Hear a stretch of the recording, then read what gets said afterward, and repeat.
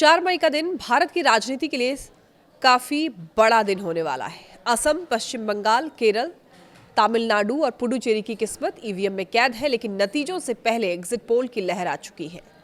क्या ममता दीदी का खेल खत्म होने वाला है? क्या असम में बीजेपी हैट्रिक लगाएगी और क्या तमिलनाडु में थलपति विजय कोई बड़ा उलटफेर करेंगे? और आज हम बात करेंगे पोल ऑफ पोल्स और तमाम बड़े एग्जिट पोल्स के आंकड़ों की। चलिए शुरू करते हैं। नमस्कार, मैं हूं लक्ष्मी। सबसे पहले बात उत्तर पूर्व के प्रवेश द्वार यानी कि असम की। यहाँ पर देखिए 126 सीटें हैं और एक्सिस माई इंडिया के मुताबिक एनडीए को 88 से 100 सीटें मिल सकती हैं, जबकि पोल ऑफ पोल्स ये कहता है कि एनडीए 92 सीटों के साथ फिर से सत्ता में लौट रही है।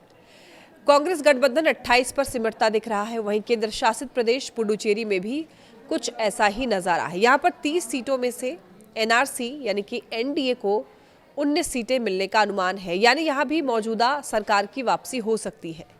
अब चलते हैं दक्षिण भारत के तमिलनाडु की तरफ। यहाँ पर 234 सीटें हैं और बहुमत के लिए 118 चाहिए। पोल ऑफ पोल्स के मुताबिक एमके स्टालिन के डीएमके 121 सीटों के साथ दोबारा सरकार बना सकती है। लेकिन इस चुनाव की सबसे दिलचस्प बात है एक्टर से नेता बने विजय की पार्टी टीवी के।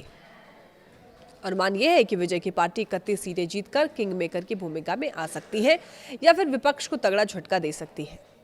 अब देखिए, केरलम की राजनीति का रिवाज रहा है कि हर 5 साल में सरकार बदला है। इस बार एग्जिट पोल इशारा कर रहे हैं कि केरलम में लेफ्ट यानी कि एलडीएफ का आखिरी किला ढह सकता है।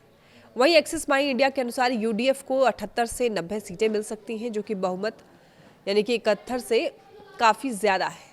यानी केरल में इस बार पंजे की मजबूती दिख रही है। और सबसे बड़ा सवाल यही है कि पश्चिम बंगाल, यहाँ पर 294 सीटें हैं। पोल ऑफ पोल्स में यहाँ पर कांटे की टक्कर है, जहाँ एक तरफ कुछ पोल ममता बनर्जी की टीएमसी को 151 सीटों के साथ मामूली बढ़त दे रहे हैं।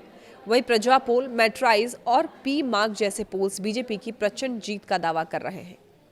प्रजा पोल तो बीजेपी को 193 सीट दे रहा है। पी मार्क के अनुसार बीजेपी को 150 से 175 सीटें मिल सकती हैं। बीजेपी ने इस बार बंगाली अस्मिता और स्थानीय मुद्दों पर फोकस किया है, जिसका असर आंकड़ों में साफ दिख रहा है।